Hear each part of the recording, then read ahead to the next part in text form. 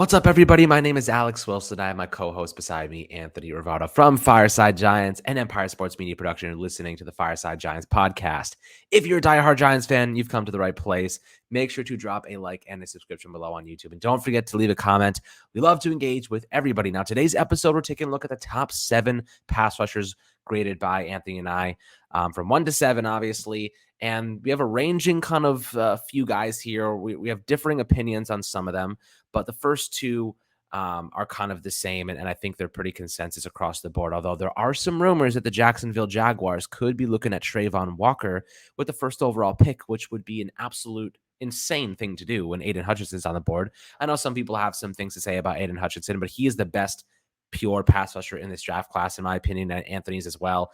Going after Travon Walker that early could be a home run, but it's also a massive risk because the numbers don't necessarily say he's elite pass rusher. His pass rush win rate is kind of at the back end of the group that we're going to speak about. And I think that for the most part, if you want to get after the quarterback, Hutchinson's probably the guy you want to go with if you're the Jacksonville Jaguars. But hey, if they go with Travon Walker, it's really good for the Giants. And I want to discuss that a little bit, Anthony. Before we dive into the good stuff, how are you doing today, my friend?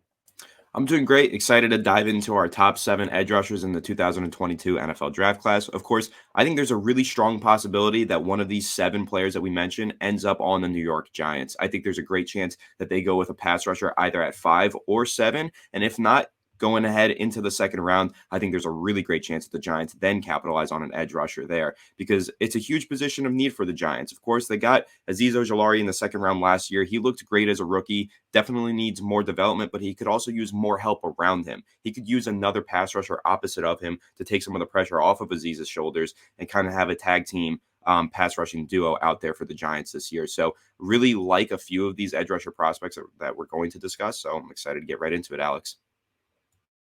Absolutely. Now, of course, the number one on the list is going to be Aiden Hutchinson. I think everybody's kind of had Hutchinson inked to the Jaguars for the last couple months. I mean, if they don't go with him, I'd be very surprised.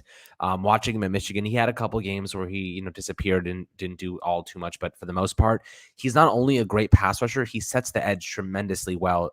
In addition, so looking at his power, looking at his speed, looking at the attributes he does have in the moves. I mean, it's clear cut to me that he's the number one pass rusher in this draft class, Anthony. Do you agree with that? I imagine you do. I do agree with that, and I agree because I think he has the highest floor out of any of these pass rushers. He looks a lot like Joey Bosa did coming out of college. He's a great prospect, and he just has that ability, right? Like the hand fighting. He's just already technically sound, and that gives him a higher floor than the rest of these guys. We'll talk about ceilings when we talk about guys like Kayvon Thibodeaux and Travon Walker. Those ceilings could potentially be higher than Aiden Hutchinson's, but Hutchinson, day one, is going to make an impact as a rookie in my eyes, and I think long term, no matter what, he's going to be good because he just has all that technical ability, the fundamentals down packed, and he's also got that great NFL build to be an edge rusher at the next level. So for me, yes, he is the number one ranked edge rusher prospect in this year's draft. Yeah, I mean, it's pretty easy to make the decision, too. He had 14 sacks, 16 and a half tackles for a loss, and 62 total tackles to go with 3 passes defended and 2 forced fumbles. The dude is an absolute stud. He's a year one starter, 6'7", 260 pounds, rather. And he's pretty fast. The 4.7, 4.40 yard dash could be a little bit faster, but overall, he's got the speed. I mean, he's a top 10 defensive end recruit back in the day, in 2017. I mean, he's one of those guys that, like you said, his floor is extremely high.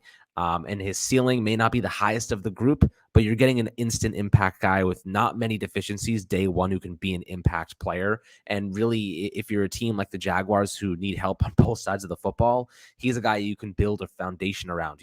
They say that the number one position you should go after if you're trying to rebuild on the defense is a stud pass rusher. So Aiden Hutchinson is clearly the number one guy there. Number 2, however, is Kayvon Thibodeaux. And this is the guy that Giants fans really want. Now, here's the thing about Kayvon Thibodeaux, right? He's had some injury concerns in the past. There's been some times where he's disappeared in games, but he's also an outside linebacker. So a lot of teams are kind of transitioning to the 3-4. A lot of teams still play the 4-3, but he is traditional OLB. There's not going to be many teams, and my uncle argues with me nonstop about the Jets going after Kayvon Thibodeaux. And I keep saying to him, I don't think that Kayvon Thibodeaux is a good scheme fit for the Jets because, Robert Saleh, he likes that 4-3, that base Two defensive ends who can really hold down the edge. He's better with a 2-point stance, Kayvon Thibodeaux. He can get in the 3-point, but you really want him. He's long, he's lanky. He has a really, really good speed to power transition and vice versa. I think that he's best fitted in a Wink Martindale type of system or even a Patrick Graham type of system. And I think that that's kind of why the Giants would probably be the best team for him to land at. I think the Jets would, and personally, I think the Jets, if they're going to go after a pass rusher, I think George Karlaftis would be their best option, or Jermaine Johnson. I don't think that Thibodeaux would be the best suited positional edge rusher for the Jets, which is why I think that he actually may drop to the Giants. If I'm going to say any top 3 pass rushers are going to drop to Big Blue, I think it's going to be Kayvon Thibodeaux. But looking at Kayvon Thibodeaux, like you look at his numbers, they don't necessarily stand out and like get you all excited because he only had, I think, 7 sacks last year, 12 tackles for loss, 49 tackles. So some good production.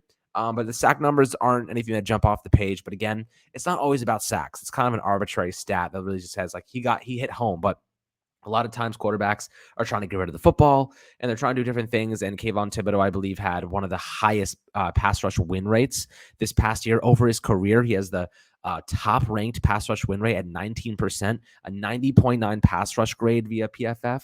And he was the number 1 ranked graded edge rusher among Pac-12 edge rushers. So when you're looking at him as a prospect, he's definitely well suited for the NFL. And I think that he has all the qualities to transition and be a phenomenal player. And the Giants would be very, very lucky to get him because he fits their scheme perfectly. And the speed that he has fits Wink Martindale's system even more perfectly.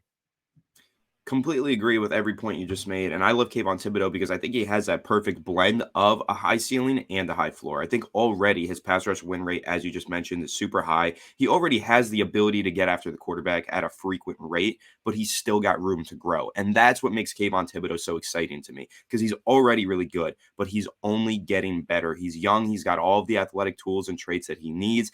And he's already shown that he can be a very productive pass rusher. So he's got everything that you need to make him a franchise cornerstone on the defensive side of the ball. So I love Kayvon Thibodeaux. As you mentioned, I think he's better out of a 2-point stance. I think, sure, he probably could play in a 4-3 defense with a 3-point stance. He's got that ability because he's got so much physical ability. But what he's already good at is rushing out of that 2-point stance as an outside linebacker. I do think he's super versatile. He's a really all-around edge rusher. I think he makes an impact not only as a pass rusher, but also as a run defender. And he's definitely got the physical traits to make the impact in both regards. But right now, when you take a look at Kayvon Thibodeaux, if you're talking about his day 1 impact, I think he's already a baseline. I think he's already the best pass rusher on the Giants if they are to draft him. I think he probably already has more technical skill than the likes of Azeez Ojulari. Azeez Ojulari did have some really good skill, but I think there's even more involved with Kayvon Thibodeaux. Again, he's a top 10 edge rusher prospect for a reason, and I love the potential of Kayvon Thibodeaux. His ceiling is super high because of all the physical traits that he has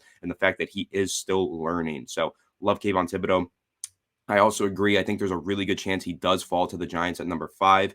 There's a lot of buzz surrounding Kayvon Thibodeaux, his personality, things like that, his interviews at the Combine. There's also a quote right now from Albert Breer that came out today from Sports Illustrated. Quote, "This could change, but I have a hard time, and I know people in the league do too, seeing the personality match between Kayvon Thibodeaux and the Lions' new brass, and I doubt Houston will take him," end quote. So at the very least, I think he's making it to the top 3. And then again, for the reasons Alex mentioned, I think there's a great chance the Jets pass on him. So then I think there's a really good chance he falls into the Giants' lap at 5 or maybe even 7, because I'm pretty convinced as well that the Panthers are going to be going either offensive tackle or quarterback. So really good chance that the Giants can get some tremendous value out of Kayvon Thibodeaux at either the 5th or 7th overall picks in the draft. And also, one last thing to note, the Giants are meeting with Kayvon Thibodeaux on a top 30 visit this week. So keep your eyes peeled out for that.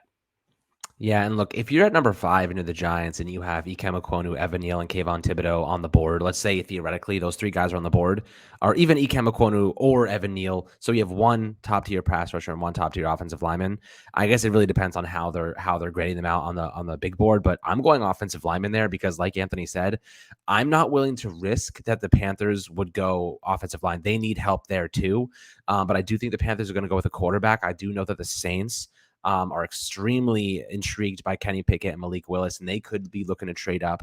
This draft class is extremely deep in the pass rusher category. There's a lot of day 2 guys who could be really great players. in the future. And I think the Giants, if they don't get their guy, they trade back at 7, they could get a good pass rusher in the mid first round or even the early second round. I'm not too concerned about that whatsoever.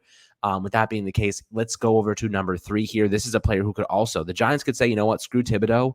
Let's go with this guy. And Anthony has a different option here, but I have Jermaine Johnson as the 3rd best pass rusher in this draft class.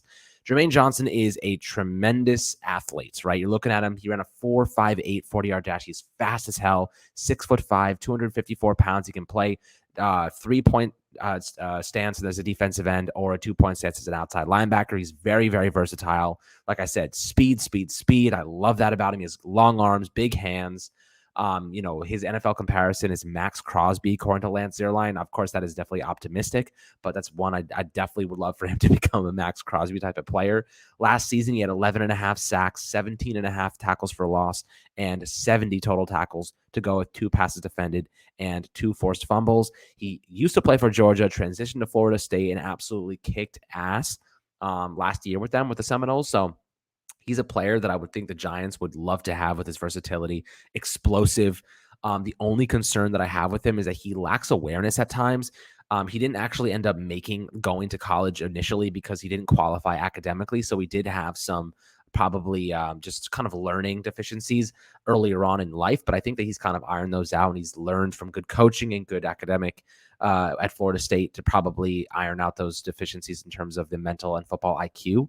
So that's my biggest concern, is like it'll take him a little bit of time to adjust to NFL coaching, but that's okay. We're not expecting these guys to be day one, like unbelievable players. I think it's going to take him a year or two to really reach his potential, and that's totally fine. The Giants are not ready to win right now anyway. If they do, that's great, but I think that this is still a rebuild, and if Jermaine Johnson reaches his peak in 2-3 years, it'll be perfect timing, and him and Azeez Ojulari would be a great combination. So Jermaine Johnson, I'm going with him at 3, just because I believe he's the better pure pass rusher compared to Anthony's guy. Yeah, totally respectable. And honestly, these two are almost tied for me in terms of where I would rank them, because Jermaine Johnson, I actually think, is a better day one impact player. He's already really technically sound as a run defender. He already is a good pass rusher. I just think when we're talking about ceiling and floor, really high floor for Jermaine Johnson, but really high ceiling for Travon Walker. I'll dive into that in a second. But with Jermaine Johnson, I'll say if the Giants decide to take Jermaine Johnson, I wrote an article about him last week. I think that he is a perfect fit for the Giants because of their scheme, right? 3-4 outside linebacker with the ability to make an impact primarily as a run defender, and then also get involved as a rotational pass rusher. Where if you go over to the Draft Network and you take a look at their scheme fit for Jermaine Johnson, he might be a perfect scheme fit for the Giants because they listed him as a run defense with multiple fronts, which is what Wink Martindale does, multiple fronts, and a lot of manufactured pass rushing, pressure through manufacturers. And that's exactly what Wink Martindale does. So Jermaine Johnson, when you look at his scheme fit on the Draft Network, it literally describes Wink Martindale's defense that he's going to be running for the Giants. So I really like Jermaine Johnson and his fit with the Giants. So maybe for a Giants-specific draft board of the top 7 edge rushers, probably place Jermaine Johnson above Travon Walker. But taking a look at the pure talent aspect of the top 7, I'm going to go with Travon Walker at number 3, and that is because of a ridiculously high ceiling. Now, when you take a look at his relative athletic score, I mean, it could not be much better. He scored a 9.99 relative athletic score, ranked 3rd out of 1,428 defensive ends from 1987 to 2022. So physically, athletically, he is a specimen that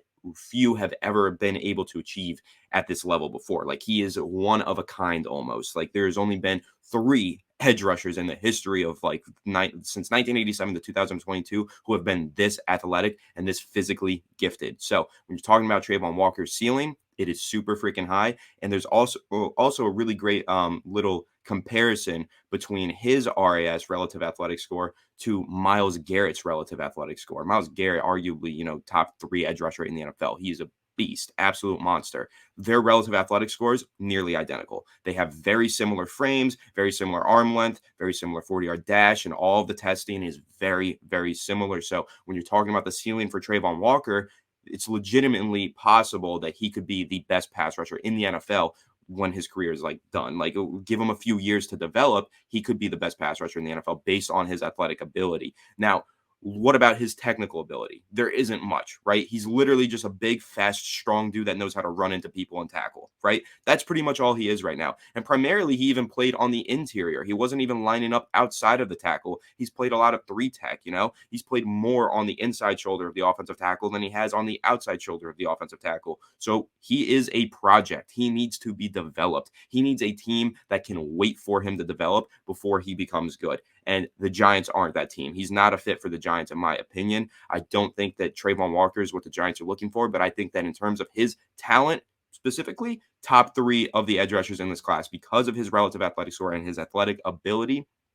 And also, I mean, that's pretty much what it is. At the end of the day, he is as highly ranked as he is because of his athleticism and his frame and his body type. He is perfect to play edge rusher in the NFL, and a really good coach can turn him into one of the best players in the NFL. That's the whole point. That's the selling point behind Travon Walker. The Jaguars, I think, are crazy to take Travon Walker over Hutchinson or Tibbs, but you can't deny the fact that Travon Walker's ceiling is the highest out of any of these prospects in this class. But his floor is much, much lower than the guys like Hutchinson, Thibodeaux, and Jermaine Walker because of the fact that he barely even has ever played edge rusher. He primarily played on the interior, just moved out to edge rusher recently, and was a run-first edge setter. He wasn't even a pass rusher in Georgia's defense this past year. So he has a lot of work to do, a lot of lessons to be learned. So it's going to be a slow build for Travon Walker as he enters the NFL. But man, the ceiling is undeniable. There basically isn't a ceiling. He's kind of like Rashawn Gary coming out of Michigan a few years ago. He's finally developing into a beastly pass rusher.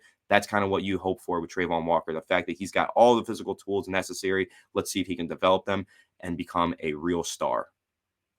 Look, if you're a team that believes in the coaching staff, and if you're a team, and I imagine they all believe in their own coaching staff, but if you're a team that has the time to wait for a guy like Travon Walker to be good or be great even, maybe it's worth it. But personally, I need that impact player now. I need at least a guy that's going to be like very, very heavily contributing as a pass rusher. I think Travon Walker, if you put him on the edge, he's going to struggle year one. I think he's gonna have some inconsistencies year two, but I think year three is where you're gonna see him finally reach that potential. Personally, I would rather go with Aiden Hutchinson because he's going to give you elite pass rushing day one as a prospect. For the most, I don't want to say guaranteed elite production, but I want to say he's going to give you good impact right away with a lot of upside. You know what I mean? You can get so much upside in the years that another team will be developing Travon Walker, but the raw talent is definitely there. He has experience playing multiple different positions. But what happens if he doesn't end up becoming like a great edge rusher? What if he ends up kind of playing this like three tech role, which is like, why the frick would you spend the first overall pick on a three tech like that? You know what I mean? Like, that's my biggest concern. We don't know if he's going to be a great edge rusher. He could end up being an interior guy, and I'm not willing to take that risk. I'll give a quick, small counter argument to that. You take him for his athletic ability and you play him at edge rusher, but if he does not succeed there, you know that you're at least getting a good interior defender as a It's backup fair. plan. So It's there's fair. kind of that backup plan already implemented with Travon Walker. You're hoping to get a serious impact edge rusher, but if you don't get that, you maybe are at the bare minimum getting a solid interior defender. Right. And look, there are some interior guys that are worth the first overall pick, right? And I would point to Aaron Donald is the one that stands out the most, right? He's one of those guys who can move inside and outside, but like there's no other Aaron Donalds coming out of this draft. You know what I mean? Like maybe like I would be willing to make a bet that most drafts are never going to have an Aaron Donald. He is a freaking just a beast and another worldly talent. So for that reason, Travon Walker, I think it's going to take some time for him to develop and some time for him to really reach that potential. With that being the case, I think that there's a lot of other players that have tons of upside that can give you more production immediately, which is why I have him ranked fourth. But fifth, I have George Karlaftis. George Karlaftis, I think, is a very underrated prospect. He's not the most productive guy at college. Only had 14 sacks over 3 years. He had 4.5 last season with 10 tackles for a loss. But he's strong as hell. Played for Purdue. He's a guy that I think would fit the Jets mold perfectly. I think that the Jets would love to have a big edge setting a guy who can also pass rush pretty well in George Karlaftis. I think it's going to take him some time to develop as well. I think he's a mid first round pick. I don't think he's a top 10. I think he's on the border of 15 to 20. I think that's probably where he'll land. But Anthony, who do you have at 5? Yeah, I mean, I also have George Karlaftis. I like what he brings as a power pass rusher. Unfortunately, I do think he's more of a 4-3 defensive end. I don't think he's a real scheme fit with the New York Giants. I don't believe in his ability to stand up in a 2-point stance and be an outside linebacker. But I do think when you're talking about a 4-3 defensive end edge rusher, George Karlaftis is going to be a pretty damn good player in the NFL. At the very least, going to be a devastating run defender. But I also think that he has the ability to develop into a really good pass rusher as well out of the 3-point stance. But like I said, not the best scheme fit for the Giants.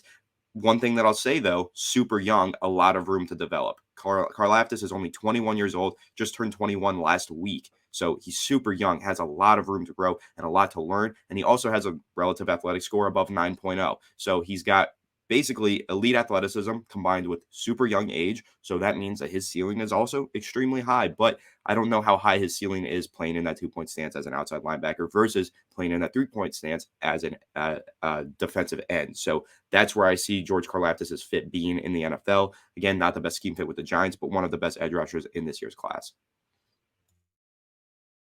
Yeah, absolutely. Now, the next guy on my list is Penn State pass rusher Arnold Ebiketie. I've seen a lot of people really, really talk nicely about him. And, he's a guy that I don't know a ton about because there's been just so many prospects to go over.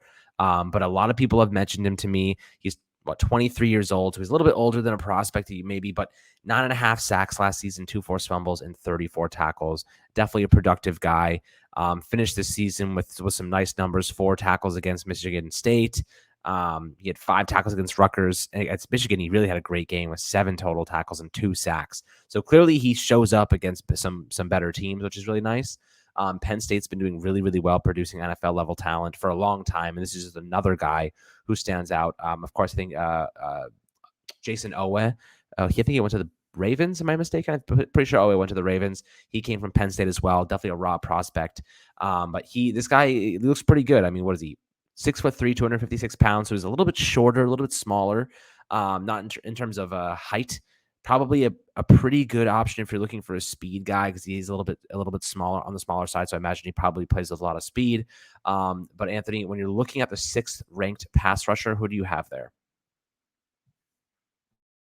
So for me personally, I have a Nick Bonitto, and this is also kind of the ceiling floor discussion as well, because I think at the very least, Nick Bonitto, his floor is a designated pass rusher year one that makes an impact. Not necessarily a down to down pass rusher, not a 3-down pass rusher, a 3-down edge rusher by any means, but he's such a good pass rusher on his own right that I think this Oklahoma product day one he's going to make some sort of an impact as a rotational player, and I really like that about him.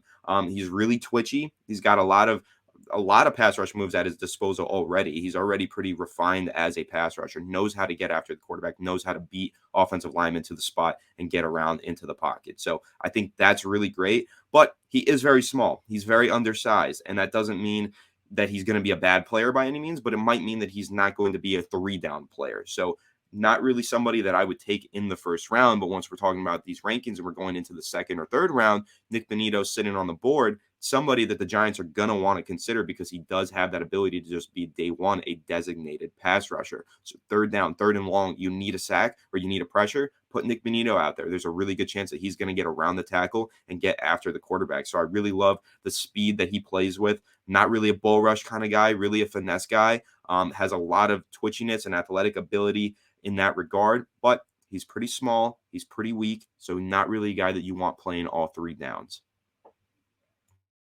Right, and looking back at Arnold Ebiketie, he kind of reminds me a little bit of Azeez Ojulari. Has some good speed, has some nice hand movement.